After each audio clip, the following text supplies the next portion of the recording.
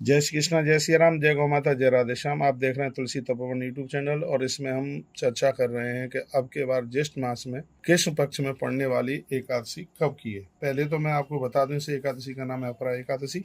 धर्मराज युधिष्ठिर को भगवान श्री कृष्ण ने अपरा एकादशी के बारे में कथा सुनाई है और वो कथा तो मैं अगली वीडियो में आपको सुनाऊंगा। पहले तो मैं आपको ये कह दूं, एकादशी 14 तारीख की रात्रि में यदि 15 तारीख को भोर में एकादशी पड़ रही है, 2:45 बजे 2:45 पर एकादशी पड़ रही है, और जो कि 15 तारीख की रात्रि में यानी 16 तारीख लग जाएगा 12 बजे के बाद, यानी 1 बजे तक ये एकादशी है। इसलिए 15 तारीख को उदिता में एकादशी है और अब के बार 2 एकादशी नहीं है, एक ही एकादशी है। इसलिए हरि वैष्णव जनों को मैं कहना चाहूंगा कि आप जो 11 का व्रत है वो 15 तारीख को ही कीजिएगा, और एकादशी का जो व्रत है वो 3 दिन में पूरा होता है। हमारे ग्रंथों में लिखा है कि यदि दशमी को एक बार भोजन लेते हैं और द्वादशी को भी एक बार भोजन लेते हैं और एकादशी को आप एक बार फलहार लेते हैं तो आपको एकादशी का फल पूरा का पूरा मिलता है। यदि आपने दशमी को 2 बार भोजन लिया और द्वादशी को भी 2 बार भोजन लिया तो एकादशी का फल सिर्फ 50%, सिर्फ आधा रह जाता है। इसलिए आप 3 दिन में यदि ये व्रत होता है तो इसको 3 दिन में ही पूरा कीजिए। दशमी को रात्रि में मत लीजिए, द्वादशी को दिन में लीजिए और एकादशी को एक ही बार फलहार लीजिए।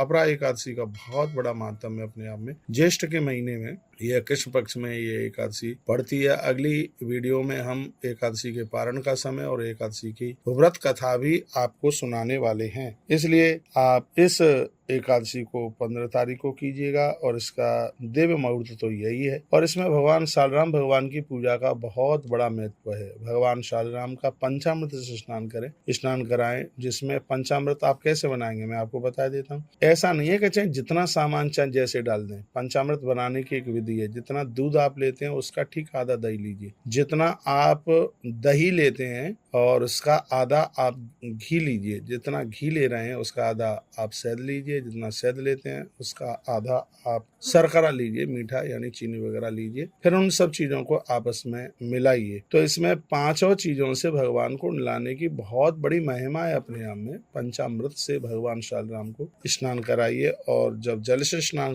कराते हैं तो जल में आप तुलसी का पत्र डालिए तो फिर वह तुलसी दल बन जाता है। उससे भगवान शालराम को स्नान कराइए, भगवान को नहलाइए, भगवान का फिर बड़ी श्रद्धा और भाव के साथ में भगवान को पूजन कीजिए। शालराम भगवान के ऊपर तुलसी चढ़ाना बहुत ज्यादा जरूरी है और उनके ऊपर आप फूल भी चढ़ाइए। ये जरूरी नहीं है आप 10 घंटा पूजा करें, ये जरूरी है कि 10 मिनट भी आप करते हैं तो उसको आप श्रद्धा के साथ कीजिए, विश्वास के साथ। यूं तो व्रत बहुत हैं, लेकिन एकादशी के समान ना कोई व्रत था, ना कोई व्रत है, ना कोई व्रत रहने वाला है। 11 के व्रत की इतनी बड़ी महिमा है। 3 दिन में पूरा होने वाला यह व्रत अपरा एकादशी, इस व्रत को आप कर सकते हैं और करना ही चाहिए। वीडियो को आगे जरूर भेजिए जिससे एकादशी के व्रत से लोग लाभान्वित हो सकें। फिर मैं कहूंगा हरि वैष्णव जनों के लिए अब के बार यह एकादशी 15 मई को ही पड़ रही है, उदिता में है। यदि आपने ये चाहा कि 16 तारीख को करेंगे तो 16 तारीख को भोर में भी नहीं है, रात्रि में है 1 बजे तक। इसलिए आपका कोई भी व्रत नहीं माना जाएगा। इसलिए एकादशी अब के बार एक ही एकादशी है और वो है 15 मई को। तो आप 15 मई को ही 11 का व्रत करें।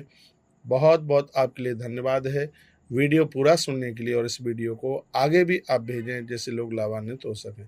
जय श्री कृष्णा, जय श्री राम, जय गौ माता, जय राधे श्याम।